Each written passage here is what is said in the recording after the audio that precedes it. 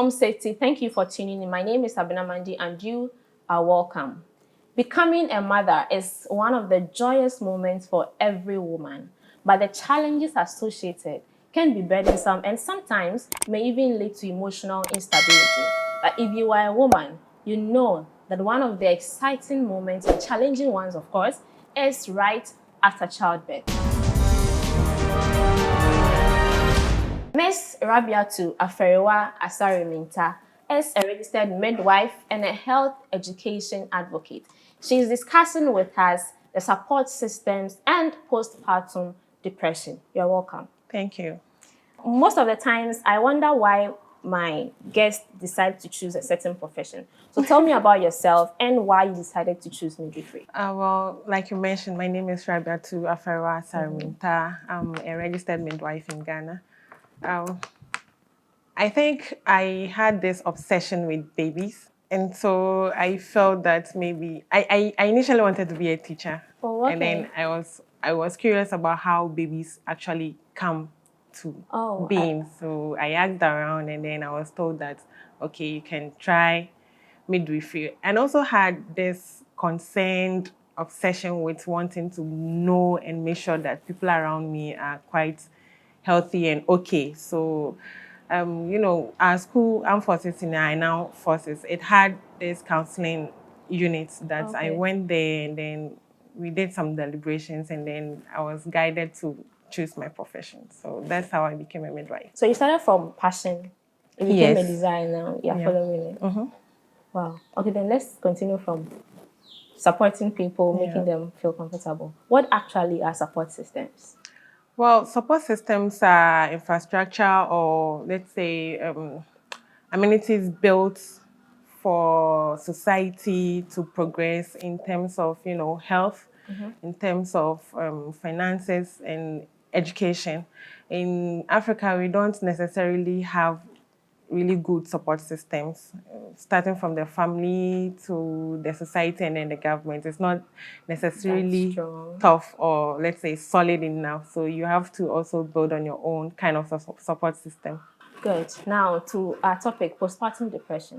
What actually is that one too? Well, when we talk about postpartum depression, it's about three words: postpartum, and then there's depression. So postpartum is two in one. Post, when you say something is post, it's after, right? And then partum is pregnancy and childbirth. That's the partum. Yes. So after pregnancy and childbirth. Okay. And then we have depression.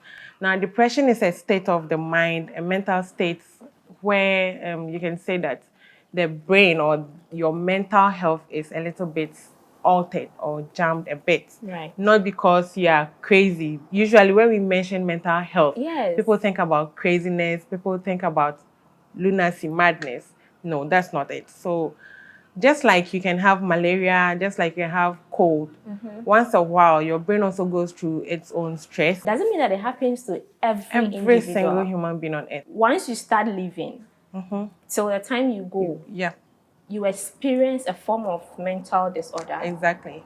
Please continue. So, like I said, just like your system goes through malaria, sometimes you run fever, your body temperature is too high. Once a while, your brain also has its own stresses so why is it that we think about ourselves going to bed? We don't think about our hearts ever stopping to also go to bed. Wow. We don't even think about our brain also stopping to go to bed. Does it do that? It doesn't. Okay. Your brain doesn't go to bed.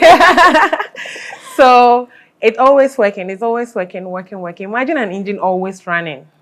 Obviously, something is going to happen. Definitely. Overheat, it is going to get drained, dehydrated, and blah, blah, blah. So it's the same way with your brain. And then once a while, it also goes through its own stress. And then you can say that your mental health is not too strong. Now, another aspect would be that there are certain hormones in us that, help the brain to function well. These hormones, let's say the hormones are chemicals, so that in case someone doesn't understand what hormones are. Sure. So chemicals, these chemicals are put in place by God Almighty for your system to balance and run on a tangent. So it's always supposed to be balanced. There are certain times that some hormones will come higher than others. And then there are certain times that this one that is low comes higher and then this one goes down. So it all has its own rudiments and effects on your system. So but yes. The woman that has just given birth should be happy, should be the most happiest person on earth. Why depression? You are supposed to be happy, it's true. But like I was explaining, their hormones and all their stress. Now, pregnancy itself, the 9 months journey that the woman goes through, it comes with its own wahala, like we all say in Ghana. Yeah. So it comes with its own stress. You are going to go through different kind of hormonal changes, different kind of emotions. You are building a human being inside you. You are a woman that once a while you are happy, once a while you are sad, once a while you are angry, once a while you are okay. One day we'll visit that story. You are giving everything to your baby. You are giving a little bit of everything of yours to your baby, and a little bit of daddy's. So daddy's sperm comes in, daddy's DNA comes in, his genotype, blood group, blah, blah, blah, everything comes in. You are a single human being, you are pouring everything to someone else. So these loaded hormones and chemicals are in you. During the journey when the baby goes through, these hormones change. Sometimes they are high, sometimes they are low, till baby is out. The moment when baby is ready to be out, a woman goes through pain, and it is described as crashing about 15 of your bones. Yes, so crashing, you can crashing. Let's say your body crash. Mention any 15 parts of your body and crash. Imagine them crashing together at once. It doesn't crash real, right? No, it's just to give you it's just to give you the idea of how much pain you go through, how much trauma the woman goes through. That's intense. Yes, extremely intense. These pains that the woman goes through, some go through 12-hour pain, some go through 18, and some go through 24-hour. Sometimes beyond that. 48 and up. Really? Yes, you go through all this pain and then you are supposed to hold it up until baby is out. You are freaking out already. So once the baby is out, all these hormones, all this trauma, everything has to go back to its default setting. Right? You were having, let's say, 1 cup of emotion, and then because of the pregnancy, it became 2 cups. Now the baby is out, and then that extra cup has to be discarded so that you get your 1 cup back. How are you discarding? Your body is going to do that. So it is discarding certain hormones and it is absorbing or creating new ones. There's a part of your brain called the thyroid. That thyroid is the headquarters for these balances. Sometimes you become stressed out, and then that is where you become depressed. Wow. Yes. Now, talking of hormones, emotions, how are they visible? They are not necessarily visible. I mean, not the behavior, hormones, but the depressed mother. Yeah. What will let me know that this woman here is having a postpartum depression? So it starts from somewhere. It starts from the beginning, called the baby blues. Now, baby blues come about 2 days after baby is out. Okay, so 2 days. Sometimes mommy will still even be in the hospital. She may have come home. Yes, so with the baby blues, you see that mommy is sitting down. Nobody has altered anything. Nobody has confronted her, and she starts crying. Sometimes she's irritable. When you come close to her, she's going to attack you. She's going to be upset with you. Just like that? Just like that. Sometimes she complains of severe headache. Sometimes she doesn't want anybody close to her. Sometimes she wants everybody close to her. Jammed up, because the emotions are jammed up and everything is balancing. So she starts from the baby blues 2 days or 3 days after birth, and then this baby blue is supposed to last to about 2 weeks, 1 to 2 weeks, and it goes away. However, sometimes it is not able to go away, and that is where we jump into the postpartum depression itself. Within the 2 weeks, does mommy still relate to daddy? Sometimes she would. During the baby blues, it's quite mild. So she's feeling that now she has a baby, daddy doesn't like her anymore. She's not feeling pretty like the way daddy found her. So she's a little bit insecure. So it becomes, the actions become obvious for the men to see. Exactly. Sometimes some are able to hide it. So she will just say, okay, I'm having a headache. I want to sleep a bit. I think I'm tired. I want a little bit space for myself. So daddy might think that, yeah, it is coming because of the delivery, but that would be the baby blues happening. That being said, does the man also go through any sort of depression as a result of the reaction they get from the woman? They do. Imagine I'm here, you can't do any, you don't understand me, you want to understand me, but you can't. You want to help me out, but you can't. You are also stressed out. This is a stranger, especially with the new couples, new families, new daddy and new mommy. Daddy doesn't know how to handle baby, just like mommy doesn't know how to handle baby. Baby is crying, yelling all over the place. Why Daddy do they doesn't also know. do that? We will be carrying on that. What's the meaning of that? I want us to take on Sécurité. It's getting very interesting, not only educative. Stay tuned, we'll be right back. You have to go to the hospital. And then that's where the support systems come in.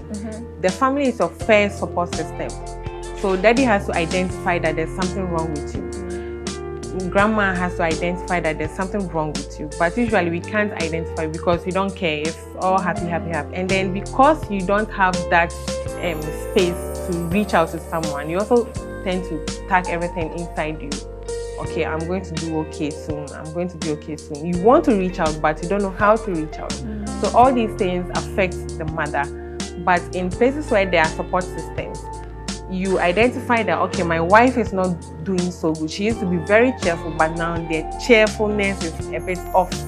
She used to eat a lot now. She's not eating properly because some of the signs or some of the symptoms of postpartum depression is you not eating, you feeling irritable, you not wanting anybody by you, and then you feeling, sometimes they want to even commit suicide.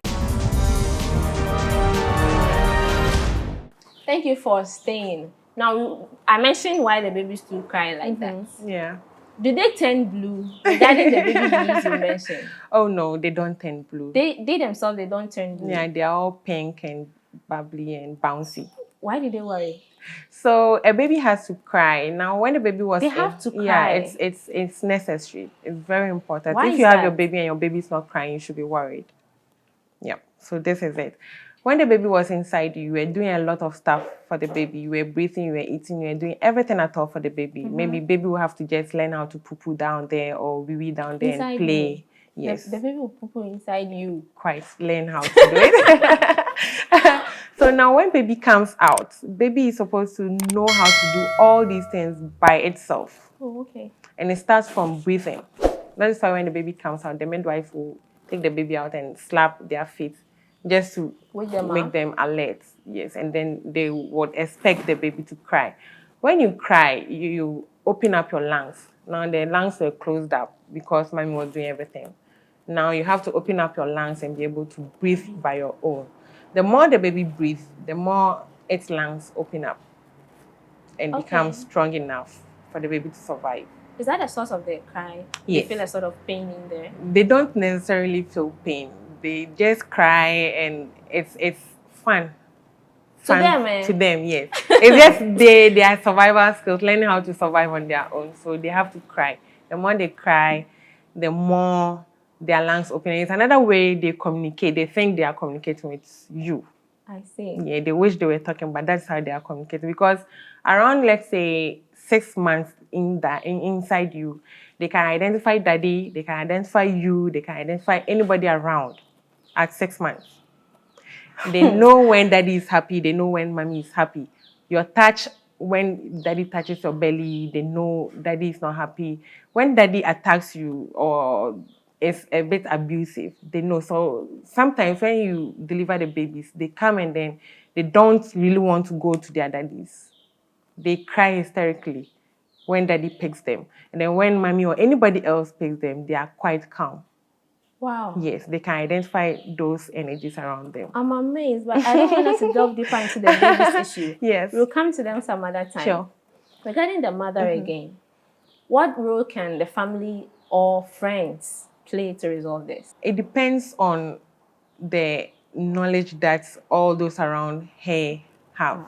Usually in Africa or in Ghana, we don't necessarily think about, postpartum problems or anything after birth. We expect you to be happy. Yes. We are all happy, so we expect you to be happy. We forget about your mental state, all right? Even the old mothers who have been through it, They also Still, expect it they think that that is the norm. They don't think that, usually in Africa we don't do research. That's true. The whites, they do that, so they wonder why I was sad. Why was I sad? Because with the postpartum, it can get to a time when mother doesn't want baby around. They can attempt to kill the baby. Actually, they can get that wild. Yes. Hey, by themselves. By themselves. Yes. Then that's serious. Yeah. So it depends on your family, your immediate family, to be able to identify and know that there's something going on.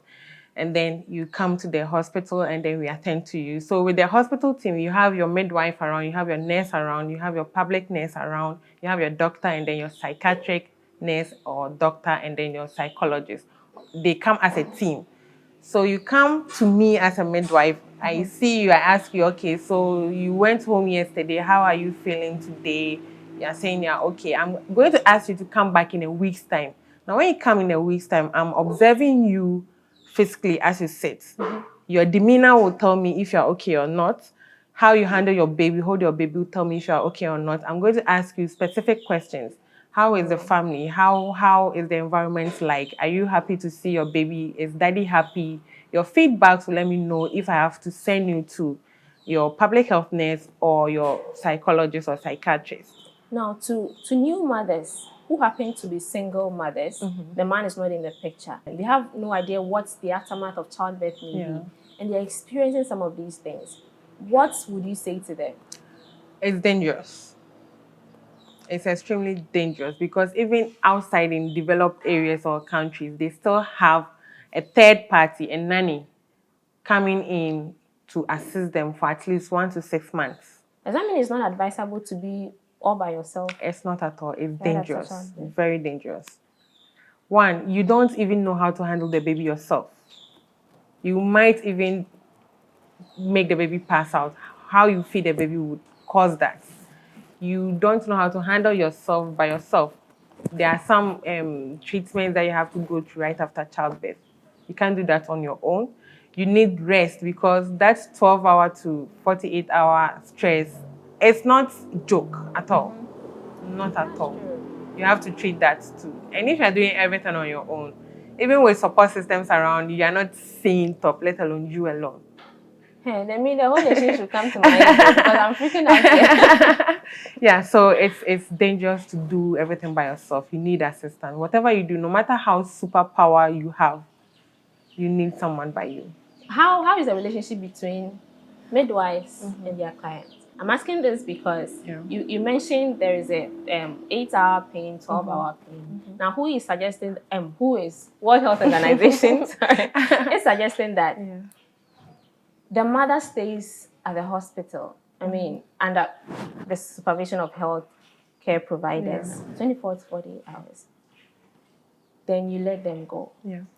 Now, I'm asking how your relationship with your client is, not you as a person, but you as an organization, the midwifery. I'm asking that because mostly in our country, the midwife is either a semi-enemy to the newborn, the client, or the client is absolutely not taking anything at all the midwife is telling them. Yeah, that's true.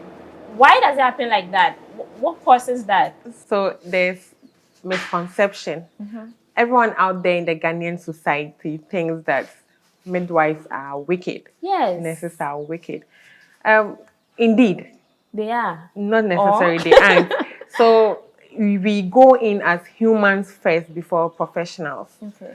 I am coming from a background where you don't have the right to even hate an animal that bites you. So it affects the way I behave. There are some people who are a little bit bitter already. The system is already stressing you. They also have their own problems at home and they come back to the work side. And then these problems at home, they are not able to leave that behind. Sometimes they are able to, you are supposed to, but they are not able to. So they come there with their stress or problems at home. Now, our system too is another problem. We have something called focused antenatal care and focused pregnancy care, which one is delivery care. So one midwife is to one client. Oh. So now do the calculation yourself. Oh. You see, so you come to my hospital, there's 2 midwives there, just 2. we are attending to about 30, so 15 per midwife. So just imagine the stress. Once I'm attending to you, I'm attending to this, doing this, I'll be stressed out. Seriously, we can't be superhumans. So the problem starts from there. I can't give you the enough care that I'm supposed to give you, the focused care that I'm supposed to give you within the 48 hours before you go home. That is why we make sure that we ask you to come back in a week's time, 6 weeks' time, 1 month time. So all these times that you come back, we are not just paying attention to the baby, you are paying attention to you. And it also depends on your hospital. With hospitals that you have a lot of pressure, you might not be able to experience or enjoy these services. Yes. So that's the problem here. Please, midwife is saying, anti-midwife is saying that it's not a deliberate intent to put pressure on you, the kind of pressure you don't want. Sometimes you also have to help them do their job very well. All they want is the safety of you and your baby. Now, I've heard this. Is it a myth or a misconception? I want you to clarify for us. Is it true that some women lose their teeth after childbirth? No, you don't lose your teeth. So what happens is elsewhere, before you get pregnant, you are supposed to do something called the preconception care. Pre. Okay. And then post. So pre is before conception, before pregnancy care. So when you go in for this preconception care, you are supposed to make sure, run a couple of tests on you to make sure that your system is having enough hormones, enough energy that it needs, the nutrients that it needs, everything that your body needs. How fertile you are, we are supposed to be able to assess it. But in Africa, we just get pregnant and then we move. That is our problem. So once you are getting pregnant, we can't tell whether you need vitamins, enough vitamins in you, had enough vitamins in you. Some women get pregnant and they are anemic. When you say anemic, their blood level is low. You can't survive with this kind of anemia. But if you come for the preconception care, we can test and see that, okay, madam, your blood is not enough, so wait and get enough blood before you start. There's something called folic acid. Every woman is supposed to be on folic acid. We have ferrous sulfates. They are usually green or brown tablets. You are supposed to be on it. Multivite tablets. You are supposed to be on it as a woman. We are in Africa. We don't do that. Yes. So you get pregnant and you are lacking all these vitamins and nutrients in you. Okay. Especially folic acid, which helps your body to create enough quality blood as and when you lose it. Most women don't have it. So she delivers and then she's lacking all these nutrients, vital nutrients in her already. You come to the hospital, we give you, and they don't even take it at all. They throw it away. Why? It is taking it? They say we are worrying them. That is why some don't even come to the hospital at all until they want to have their babies. Hey, then you are suffering, no? It's a problem. So all these nutrients, you lack them, and then you remember that you are giving something to someone. You are donating something of yours to someone before everything comes to hold. And that is where the problem is. So your teeth doesn't actually come out. It's because you are lacking the nutrient that has to hold the teeth in place, but it's not necessarily so it's not necessarily the pregnancy. No, it's some nutrients you are lacking that may bring teeth some out. even lose their hair.